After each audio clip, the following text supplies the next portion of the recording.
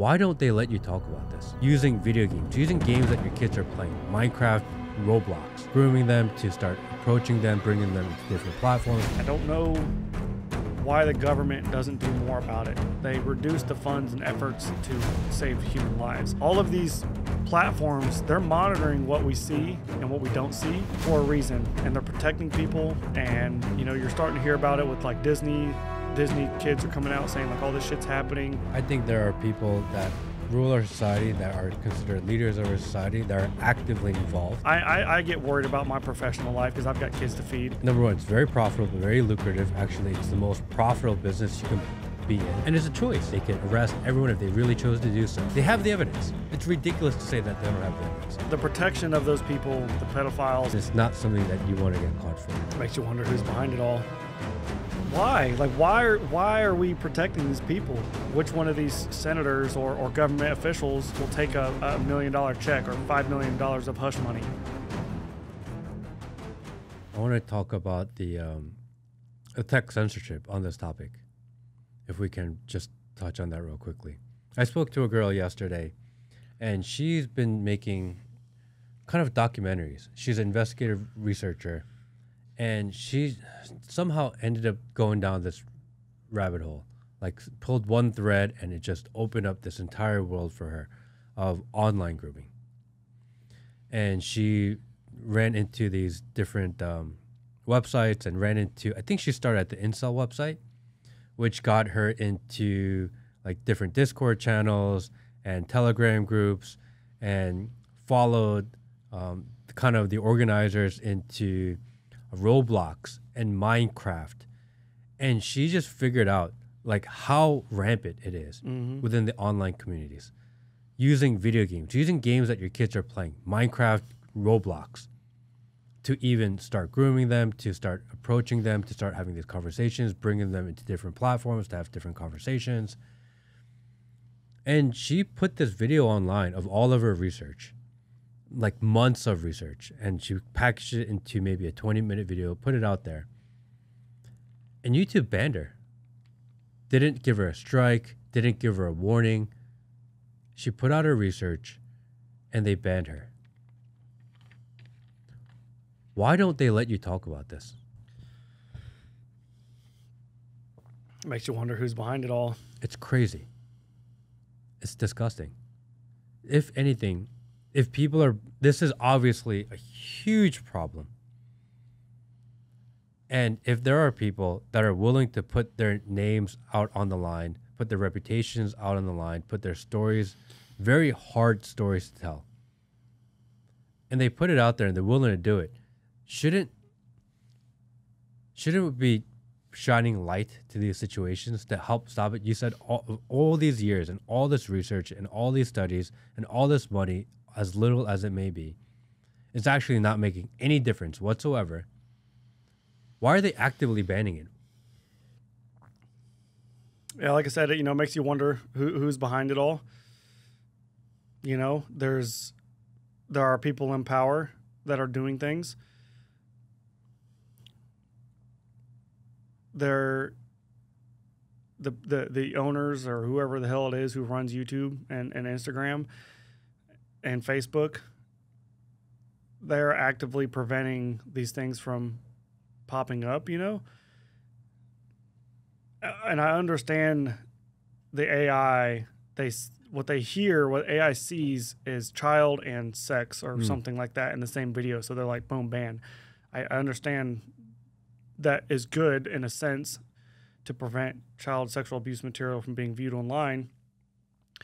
But there needs to be something fixed or at least acknowledged and funded to help promote these companies, these people that are doing these things, right? Tim Tebow Foundation. Tim Tebow is one of the most prominent figures, definitely in America. I don't know about the world, but he's a big guy. His own channel, with all the followers that he has, gets little to no engagement because of the active banning of his content, And he's actively teaching people how to protect their children, talking about he just had a conversation they posted between two Little League coaches where the coach was texting another coach and said, "You're not going to believe what just happened to me. A little girl at practice whose mother's doesn't pay attention. Mother's not paying attention. The little girl ran up and put her face in my crotch."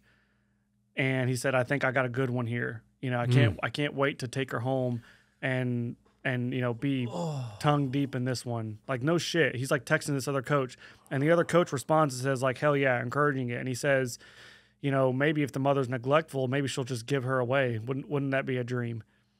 And so Tim Tebow, who's actively exposing this, and same with these other organizations, and maybe even myself, trying to show people that it is not, like I said, the man in the van. We're getting banned. We're not, our content doesn't get viewed. It doesn't get viewed to anybody unless they follow us or share it or like it.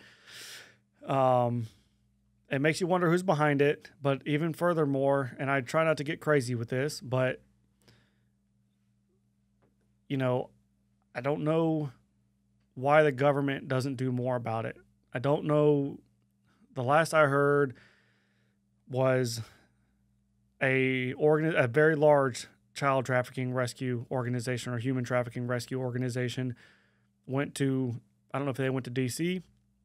I think that they go to DC, and they were asking for more money. And that's when they found out that the government budget on drug trafficking was in the billions, and they actually reduced the human trafficking budget.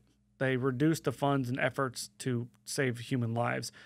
And the drug trafficking has gone down significantly since they have hammered it in the last 10, 15, 20 years. It's gone down tremendously. Well, no shit, because they're putting billions of dollars into it. So the same thing could happen in the largest industry in the world if we just funded it, if people talked about it, acknowledged it. I think that if we had more people who said like, fuck the system, a lot of times I want to censor what I say, and I'll censor it for people's shows if they want me to.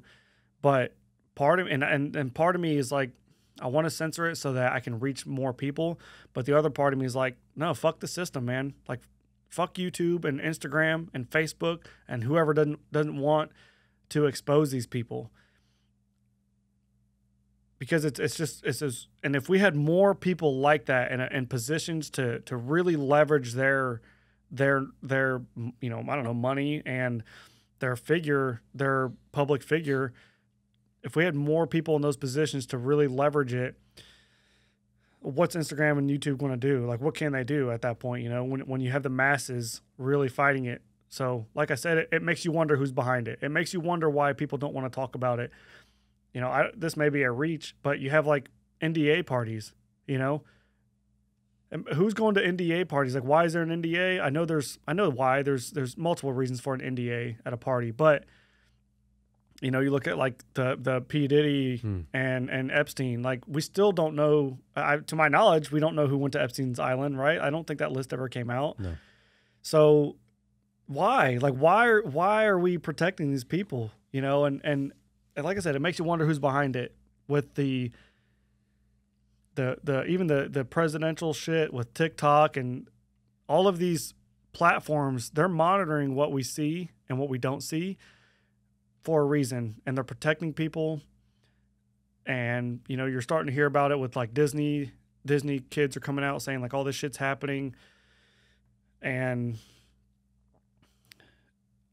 I guess people probably don't want to talk about it because they're scared of getting banned, and I am too. I'm not banned. I get worried about my professional life because I've got kids to feed, and the last thing I want is somebody looking at my shit and saying, "Yeah, we don't want you representing our company, you know, because you talk about this shit online." And in reality, my goal is to save as many lives as I can through exposing this shit, you know. So to answer your question about the banning, my only conclusion is that it just makes you wonder who's behind it. You know, it makes you wonder how much the cartel, for example, or anybody in Mexico or the Taliban, if they want to get into America, which one of these senators or government officials will take a $1 million check or $5 million of hush money? Hey, you shut the hell up. We're going to do this. You just don't fight us. You know what I'm saying? They're already making too much money as it is. So they get a little bit more, that little bit of greed, they just let shit happen, you know? And part of me thinks that's happening. I think I think there are people that rule our society, that are considered leaders of our society, that are actively involved. And if you shut it down, number one, it's very profitable, very lucrative. Actually, it's the most profitable business you can be in. They probably get their kicks from being involved in it. It's probably very exciting. And it's not something that you want to get caught for. They will go to the extremes to make sure that they're not outed. We can see it. I mean, you mentioned it with Epstein's Island and with P. Diddy and his parties. Everyone knows what happened. There's no secret about it. Everyone knows what happened. We know that there is a mountain of evidence that everybody has, that the government has, that they are literally have in their hands, that they can watch in any given moment. They could arrest everyone if they really chose to do so. And it's a choice. They choose not to.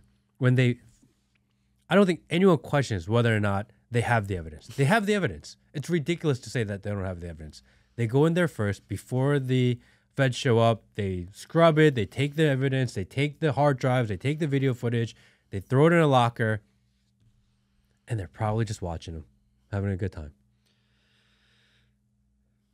Yeah, man, it's funny. Like, they spent all this time and resources and money to like chase down Trump, and not to get crazy with that, but it's like, where was that effort for these other people?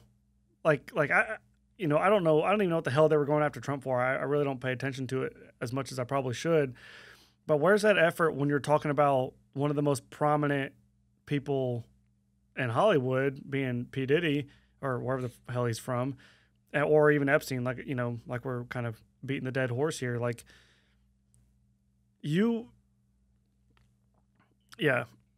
the protection of those people and the protection of these the pedophiles and all of that in general is insane.